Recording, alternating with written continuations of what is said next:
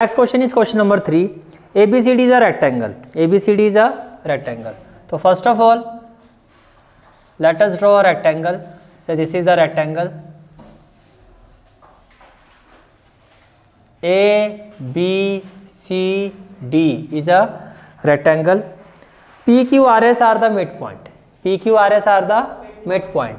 तो P इसका midpoint है, Q इसका midpoint है, R इसका midpoint है और S इसका midpoint है.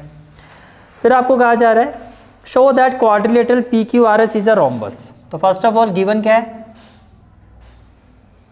A B C D is a rectangle. A B C D is a rectangle in which P, Q, R and S are midpoints of AB, BC, CD and DA respectively. समझ आ रहा है? ठीक है. To prove. Now what we have to prove? एक तरह से आप देखोगे पिछले वाले क्वेश्चन का रिवर्स है. अब इसमें क्या प्रूव करना है आपको? P Q R S is a rhombus. P Q R S is a rhombus. P Q R S is a rhombus. तो पी क्यू आर एस को पहले कनेक्ट कर देते हैं. पी क्यू आर एस हमें प्रूव करना कि ये क्या होगा, एक रोम्बस होगा. ये क्या होगा, एक रोम्बस होगा. इतनी बात समझ में आ रही है? ठीक है.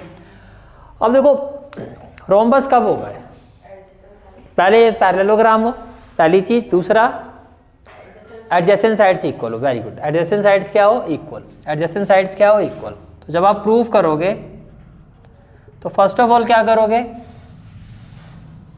Join AC. तो आप लिखो यहाँ पे जॉइन AC. नाउ बिकॉज, या फिर आप कंसीडर करो in triangle. Now in triangle ACD,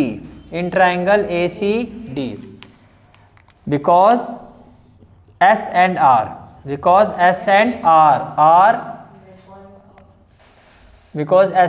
are midpoints of S किसका midpoint है, AD, और R किसका है, CD respectively. क्या, respectively. तो therefore SR parallel to AC and SR equal to half of AC. ये equation 1 reason by midpoint theorem. अब same यही प्रोसेस यहाँ होगा तो क्या लिखूं, सिमिलरली. तो क्या लिखोगे, similarly in triangle ABC PQ is parallel to AC and PQ is equal to half of AC. ये हो गया क्वेश्चन नंबर 2. सेम ये रीजन रहेगा. From 1 and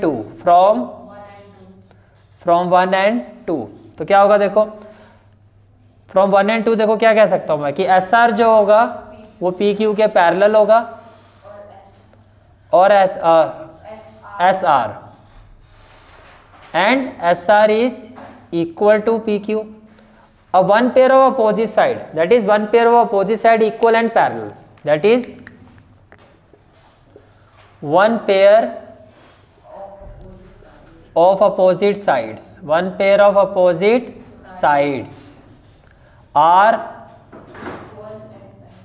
equal and parallel. Therefore PQRS is a parallelogram. PQRS is a parallelogram. अब parallelogram तो proof हो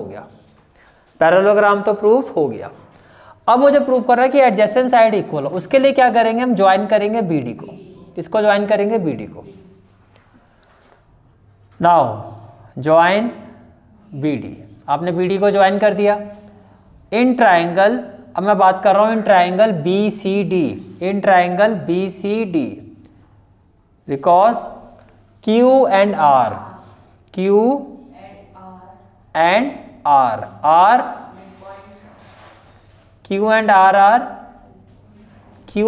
are midpoints. of sides Q किसका mid point है? BC,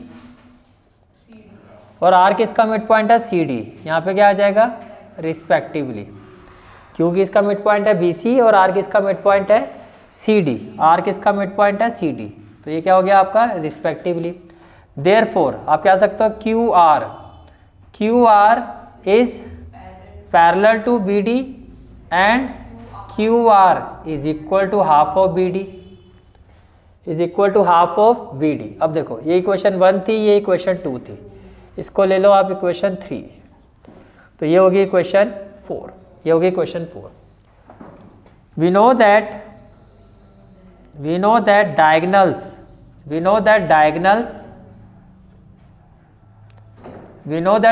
of rectangle are equal. Diagonals of rectangle are equal. That is, जो आपका BD है diagonal वो AC के इक्वल होगा, that is BD is equal to AC। तो इक्वेशन 4 है, therefore equation 4 can be written as, equation 4 can be written as। तो देखो जहाँ BD है वहाँ पर AC रख दो, जहाँ BD है वहाँ पे क्या रख दो? AC। QR is parallel to AC and QR is equal to half of AC। Why? Because BD is equal to AC, क्योंकि BD किसके इक्वल है? AC के इक्वल है। और इसको आप ले लो इक्वेशन नंबर 5, इक्वेशन नंबर 5। अब देखो आपको एडजेसेंट साइड इक्वल दिखानी है, यानी कि PQ और QR को इक्वल दिखाना है। अब PQ वाला केस देखो यहाँ पर, ये वाला इक्वेशन 2 और ये हो गया इक्वेशन 5। PQ भी हाफ ऑफ AC के इक्वल है और QR भी हाफ ऑफ AC के इक्वल है। अब दो डिफरेंट साइड अगर सेम वैल्यू के इक्वल है तो वो आपस में भी इक्वल हुए, तो आप कहोगे from 4 and 5, from 4 and 5, from 4 and 5, because PQ is equal to half of AC and QR is also equal to half of AC, therefore PQ is equal to QR, that is adjacent sides of, आप prove कर चुके parallelogram, that is adjacent sides of parallelogram PQRS are equal, therefore PQRS is a rhombus। तो PQRS क्या होगा आपका? rhombus, hence proved। 4 and 5 की 2 और 5, हाँ यहाँ पे 2 आएगा, from 2 and 5, from 2 and 5, from 2 and 5। Is it clear? ठीक है, this is for today's class. I hope you like this class, and if you like this class then do like, share and subscribe my channel, and don't forget to press the bell icon। bell icon press करने से क्या होगा? जो भी मैं lecture upload करूंगा you will get the notification of that lecture। Thanks for watching this video. जहाँ तक आपके मैथ्स कोर्स की बात है, कंप्लीट मैथमेटिक्स कोर्स की जो प्लेलिस्ट का लिंक है वो आपको डिस्क्रिप्शन सेक्शन में मिल जाएगा। So bye, take care and have a great day.